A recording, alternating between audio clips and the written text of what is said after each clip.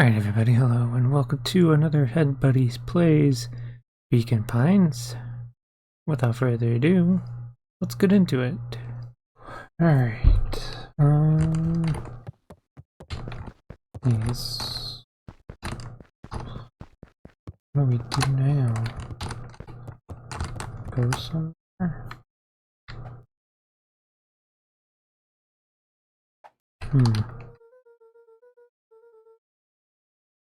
Rolo thinks I'm still going to the festival with him. He can shove it. Okay. Luca dug through his old stuff.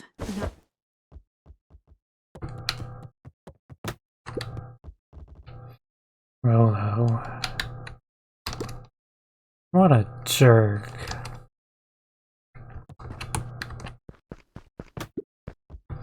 Call me a bad friend? Oh, I'm Rolo. Look at me and my amazing family.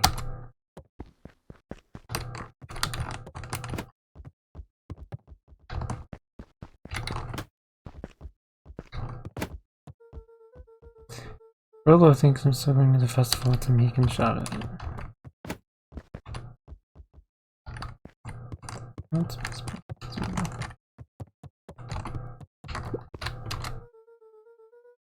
Guess I'm just never supposed to make new friends.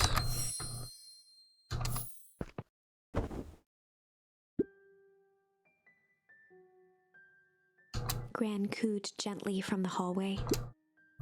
You slept straight through breakfast. Luca, are you alright? I'm fine. I just don't feel like getting up yet. Okay, I'll leave this oatmeal by the door. I gotta run out and take care of some things. Okay. I'll be back later to check in. Sure. Luca just wanted to be alone. He waited to hear the sound of the front door closing.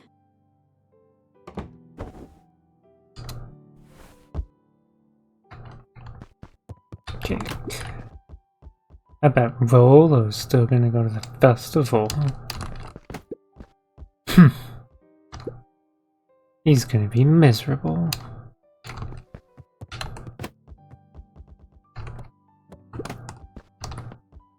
Luca dozed off.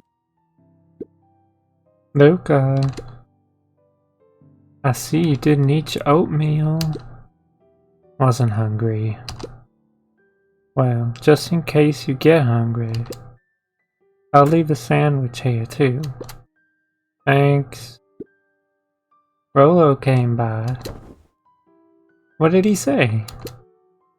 He wanted to talk to you. What did you say? I told him you weren't feeling well. Good. So your plan is just to sit in your room all day? Pretty much. Well, I need to pop away again for a minute. You decide to end your pity party and go outside.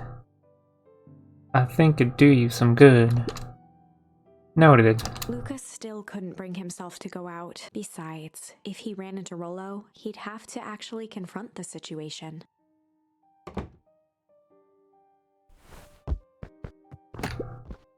There's never anything interesting at the festival anyway.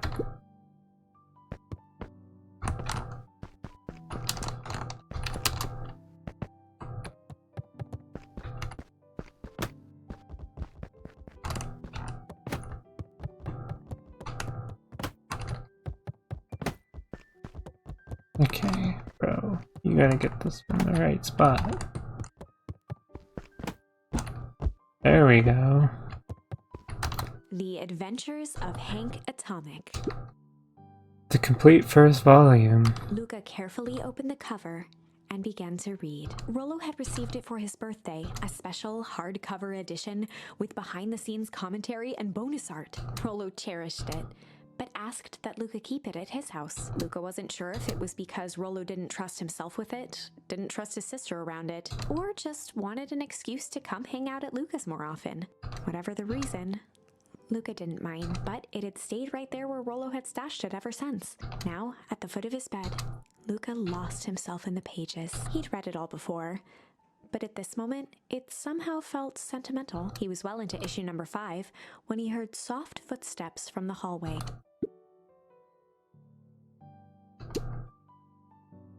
Then little friend came to see you. A girl named Beck Modewell. You said you met yesterday?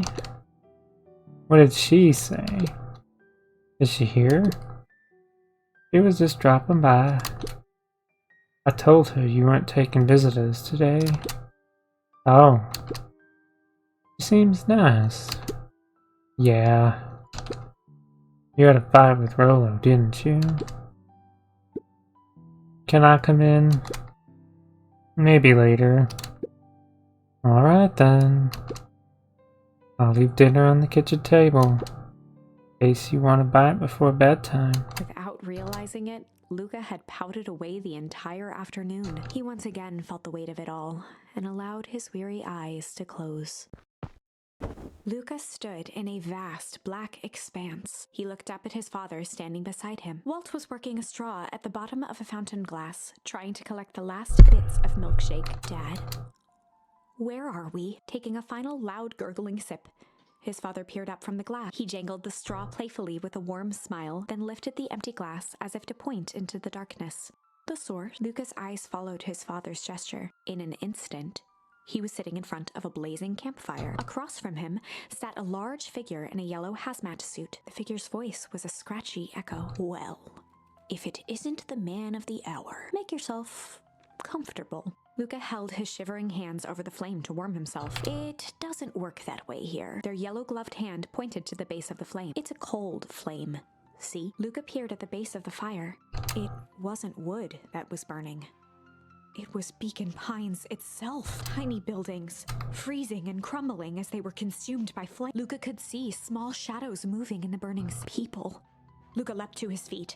We've got to help them! The figure gave a dismissive wave of their hand. Why waste energy helping people who can't even help themselves? The figure bent down to examine the panicked crowd as they only care about what's right in front of them, not like us. Luca's voice was a trembling with the figure slowly stood up, grabbing its helmet with both hands. With a jolt and a twist, the suit emitted a gasp. A cloud of torpid mist escaped, slowly revealing the face within. Luca's own face looked back at him, older, worn, distant. The sensation was oddly familiar, as if he'd caught his own reflection by surprise in the mirror. The doppelganger smiled. I tried to help once. He gestured towards his face. And all it got me was this. Luca staggered back. You aren't me. Luca felt a hand catch his shoulder. His father was there again, beside him. Every choice sets us on a path. This is the end of one of your paths, son. Luca watched his older self shake its head ruefully, its face twisting into a cruel grin. Welp,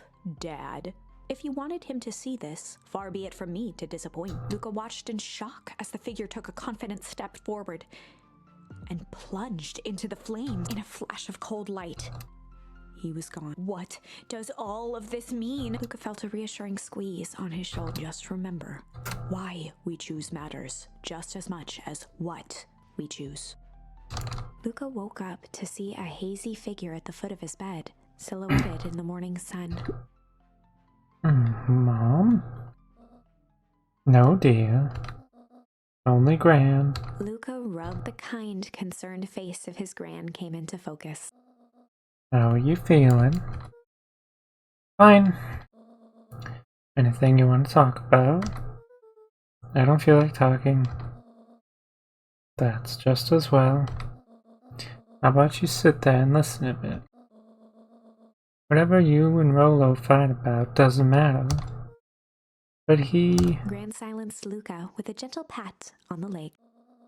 Fights between friends happen. What was said doesn't matter. The important thing is, that's not the last thing you ever say to each other. But he said stuff about Dad. Well, do you think he meant it? No. He was just mad. Mm-hmm. And did you mean any of the things you said to him? No. Good. One must appreciate friends in their best moments, and accept them in their worst. Now get your little butt out of bed. The festival's today. You don't want to miss that, do you? I guess not. Seems like a good opportunity to make amends with Rolo, doesn't it? Luca gave a reluctant nod. We'll buy him a corn dog and apologize. But he's the one that... What did I just say? Buy him a corn dog. That's a good boy. Everything's better with corn dog. I need to get going now. Got some last-minute festival business to take care of. I'll come find you at the fountain a little after lunch. Alright. I love you, Luca. Love you too. Luca took a deep breath. Okay. Chapter 6. Through thick and thin. Despite Luca's bitterness, Gran was right. He needed to hash things out with Rolo. A big fight changes the nature of a friendship. Whether, in the end, it is for the better or for the worse, all comes down to understanding. If one is not careful, the same familiarity that builds the strongest of bonds can become the wrecking ball that shatters them. Luca emerged from seclusion, taking in the crisp festival air, but the events of the day weren't on his mind. He had to find Rolo. Yeah, let's go find him. Oops, that's the wrong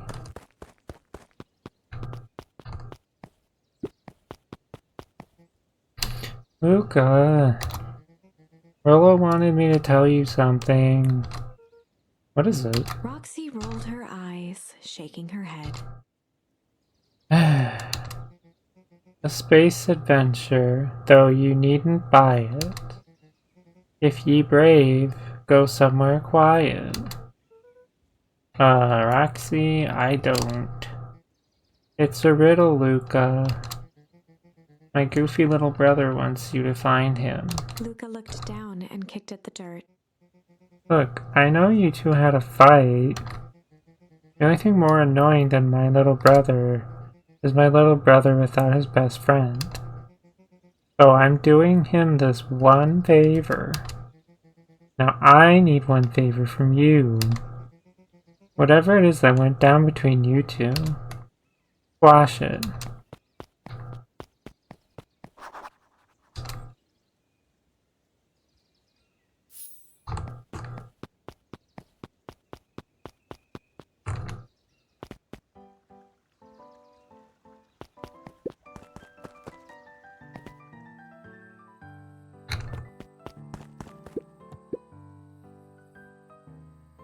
Did ya hear?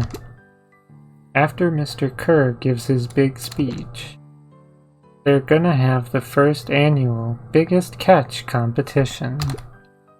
As long as a boot qualifies as a catch, I'm shoe in. Good luck.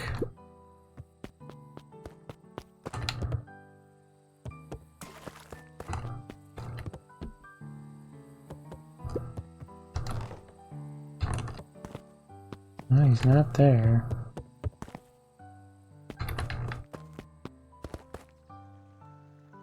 Suppose that's not exactly a quiet place. What do you got? How goes the beetle hunt? Pretty rotten. I haven't seen so much as a whatever that is. And it's not just beetles. This morning I couldn't find any critters at all. It's like everything that buzzes or skitters just packed up and left.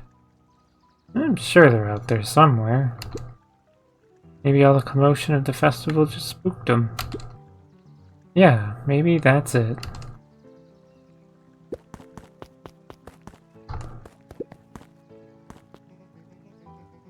I don't know who Perennial Harvest thinks they're impressing with this ridiculous festival.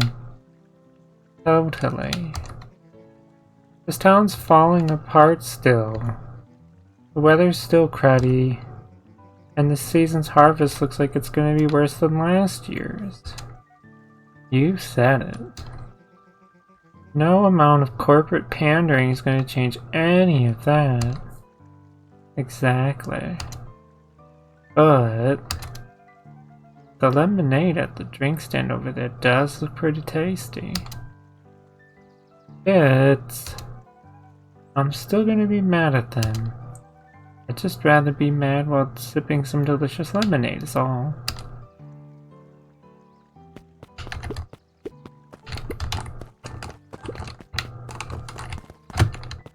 What is with you? Damn bridge. Thank you. Jeff was staring into the distance with a wistful look. Hey Jeff, everything alright? Yeah, everything's fine. I mean, used to be fine. Just ain't right these days, you know? I really do, actually. Jeff turned to Luca with a furrowed brow, then gave an understanding nod. You do, don't ya? For a moment, the two now shared that same wistful gaze.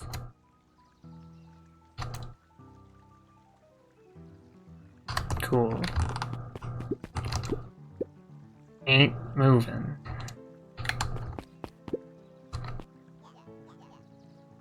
Ha ha ha.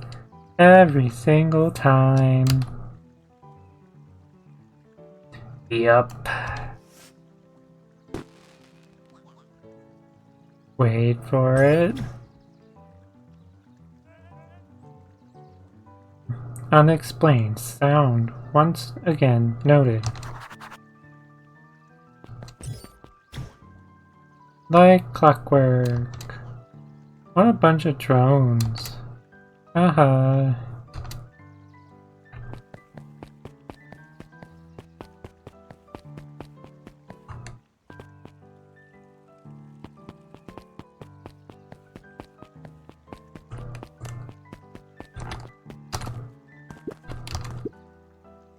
Welcome to our festival. Don't forget to come back later for Mr. Kerr's speech in the Perennial Harvest Festival sign reveal. You don't want to miss it.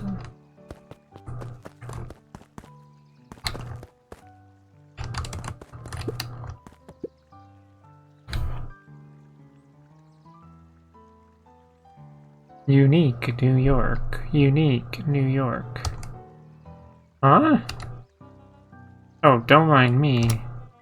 Just warming up for my big ceremony speech. Mr. Kerr pointed to his grinning mouth. Gotta limber up the old gad box. You nervous? Oh, heavens no. Wow, break a leg. Okay, pretty sure that's everybody there.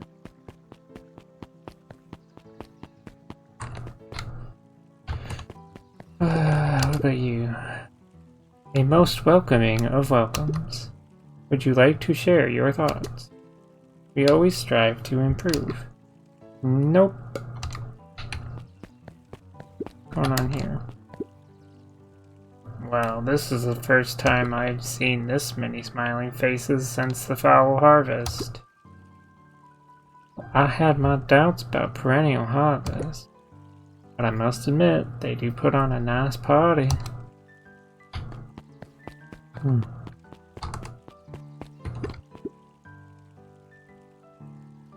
Piper, you're actually taking a break from studying.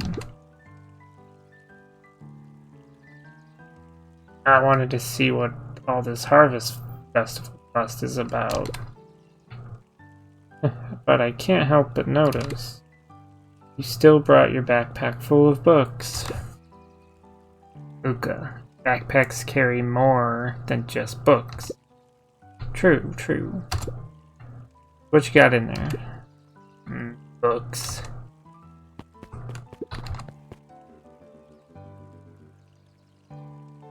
Was able to return the perennial harvest safety suit you borrowed. Don't think anyone noticed. Good. Will you tell me what you needed it for? It was a favor for an enemy of my enemy. This isn't gonna harm Mr. Kerr, is it? All you need to know is that it's for the good of the family. Alright, and that's gonna do it for this episode. So if you like this kind of content, feel free to subscribe. Thank you for watching, and goodbye.